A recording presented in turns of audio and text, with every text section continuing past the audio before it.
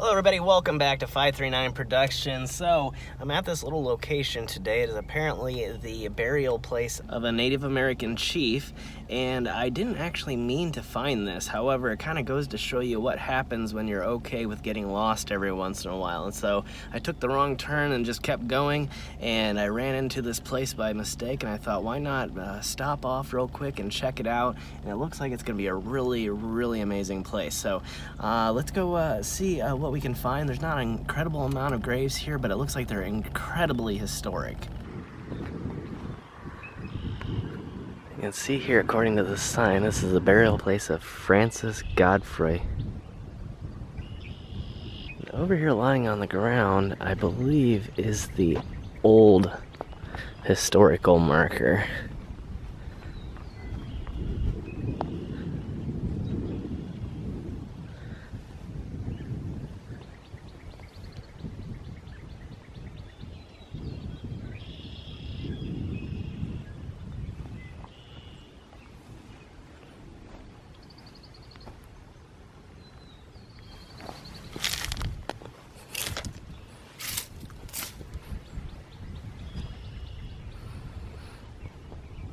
It looks like the plaque, or at least there was another plaque here, or that plaque was originally over here. I believe probably here in the middle is the burial plot of the chief. And it looks very similar to the marker used for Francis Slocum, who was also part of the Miami tribe.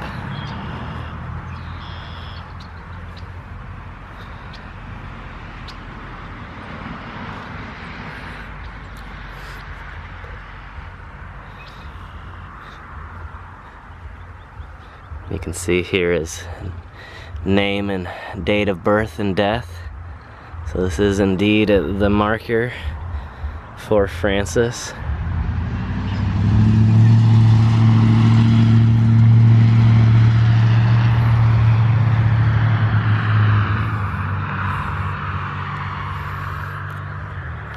There's also an inscription here, and that may be a little bit easier for you guys to read than it is for me.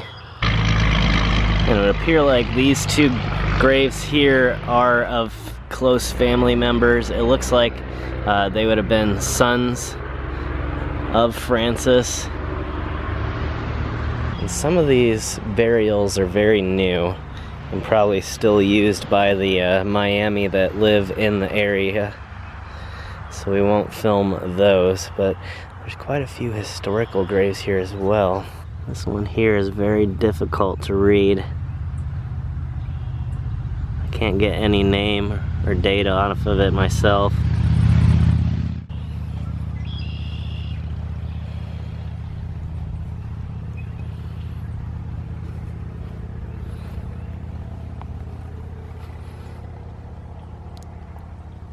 A lot of these seem to be fairly worn, and the harsh weather in this area is definitely the cause of that.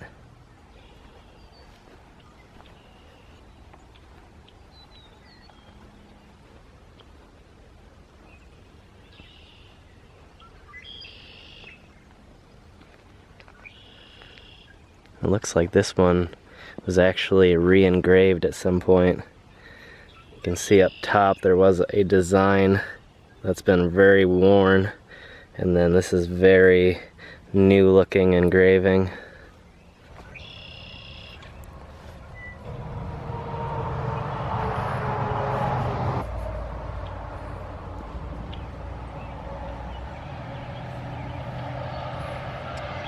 It's looking like most of these are in dire need of being re-engraved. However, there is still a heavy Miami presence in this area, and they still own and operate a lot of the land, so it's likely that eventually it will happen.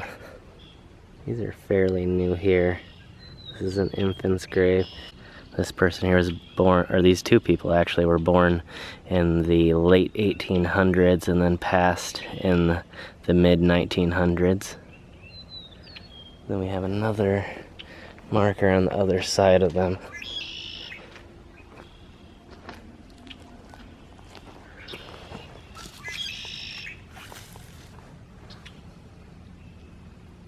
Let's go ahead and head on down to this area here where it looks like there's a few more historical gravestones, and then up on the hill here looks to be some more as well. An absolutely gorgeous area. I'm guessing that surrounding me right now is the land that is owned and operated by the Miami tribe. And I mean a reservation when I say that. I almost missed this really neat looking headstone here. It's starting to get buried a little bit. However, it's not looking too terrible.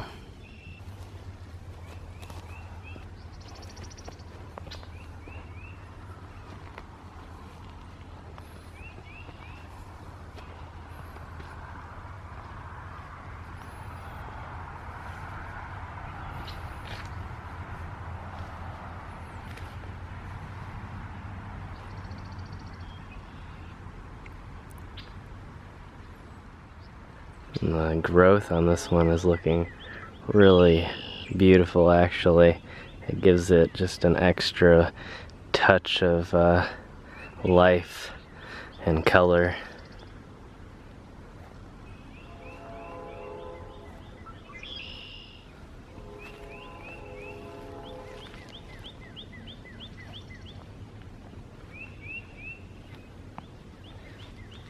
From the looks of these two here, I would say that whoever's been mowing the grass accidentally clipped over the top of them. So hopefully somebody comes and fixes it, because you can tell the damage that's actually been done to the metal stake here, and then the stone is knocked over backwards.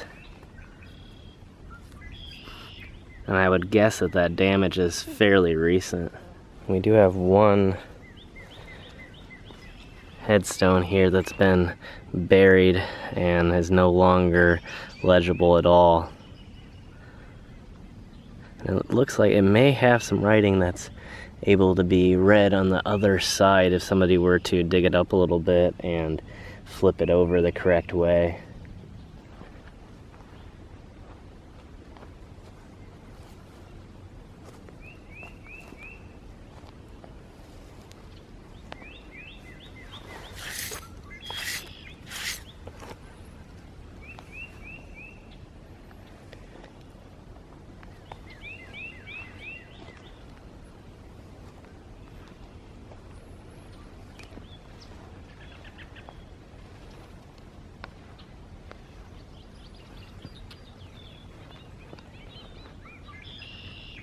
This is an interesting one.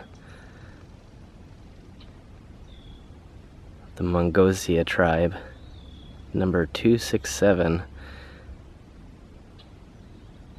which seems to be directly related to the Miami. However, I'm not sure what it means. If anybody knows, let me know in the comment section below. And I'll have to do a little bit of research when I get back as well. I'm not seeing any stones that appear to be lost in the brush around this tree.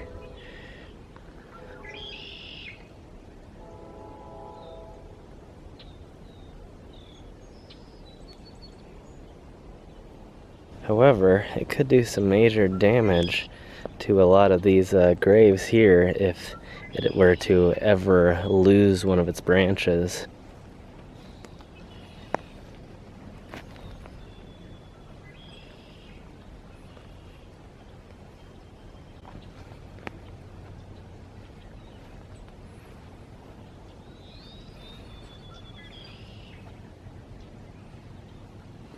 So it looks like a lot of these are marked with the Mongosa name, which apparently is not a last name at all, but a faction of the Miami tribe.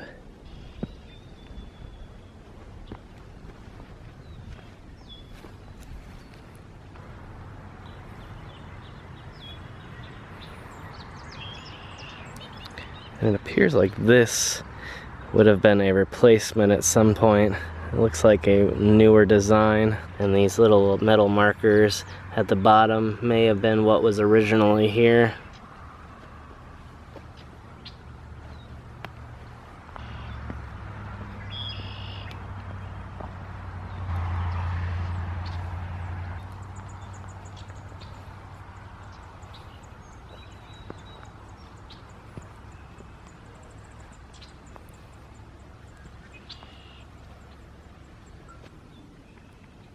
And this is another infant burial here. It looks like on the back side of this is actually the original markers. Normally these are placed in the ground or on top of a ground level base stone, and you can see right here is an older style headstone. So this person, who is probably a member of the Miami tribe, also fought in World War II.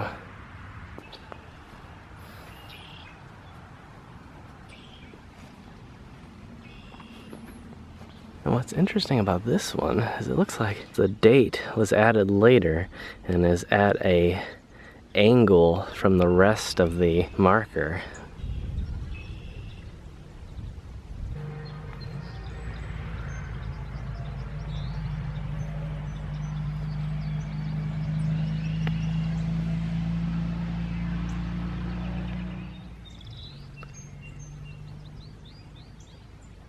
And a lot of these up on the hill seem to have the same name as the chief buried here.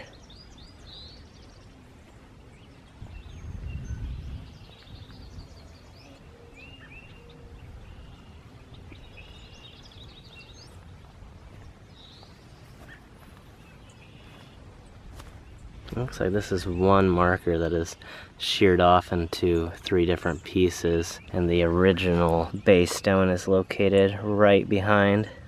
And then there's been a few leaned up against this tree. All of them completely worn away to the point where they're not readable anymore.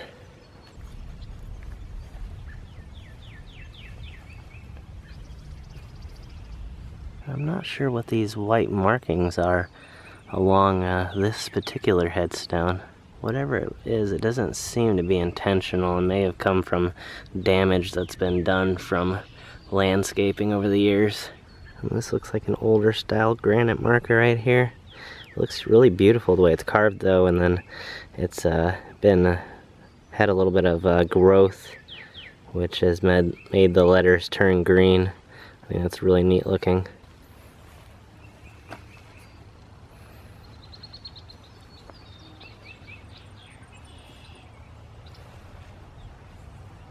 And for whatever reason, there's actually another headstone kind of hidden behind this larger one. And it appears to bear the same exact name. So it may have been moved at one point, or this here may be maybe a replacement marker. I mean, it almost appears like it must have been a replacement just because of where it's located. And they probably moved it back when they placed this stone here.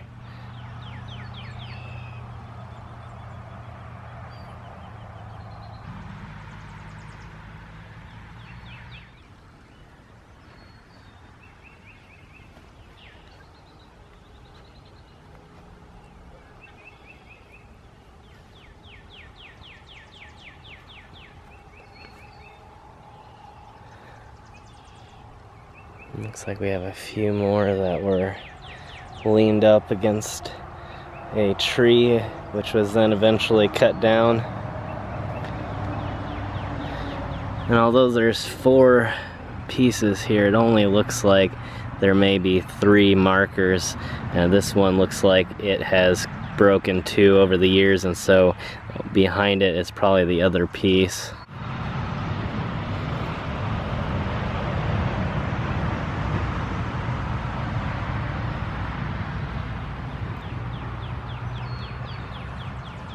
And just like many, this is completely unreadable.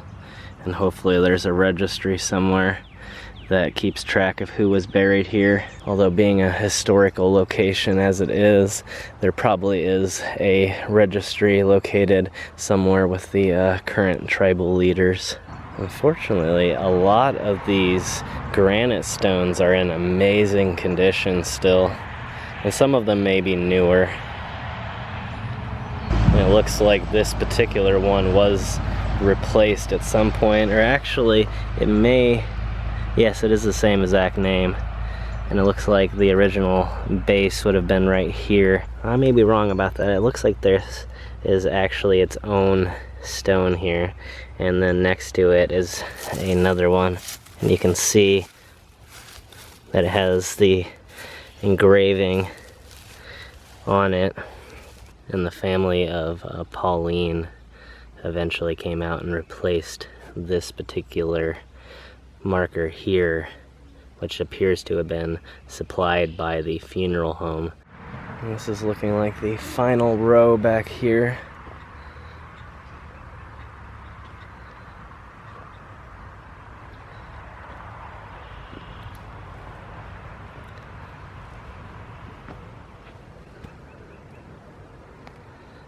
There's even a few ground level markers that still have the original metal nameplates attached by the funeral homes. And these here still have very, very clear engraving on them. A little bit different of a style. However, they have done very, very well over the years. It looks like the only issue is that they are beginning to sink just a little bit.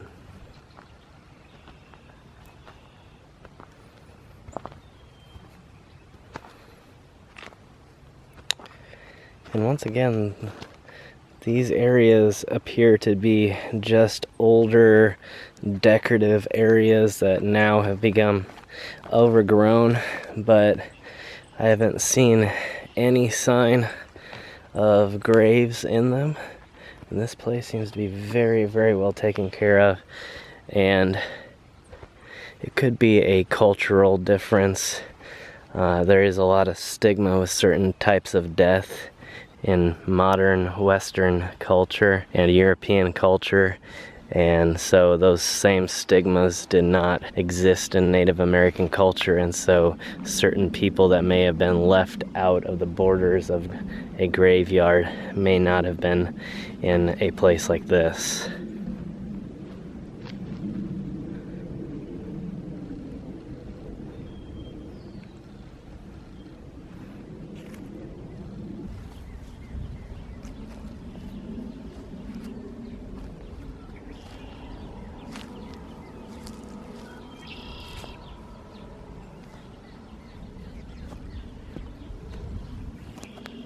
This is a very, very long row of markers that only have the metal nameplates on them. And eventually they too may be replaced with newer granite markers by the tribal leaders.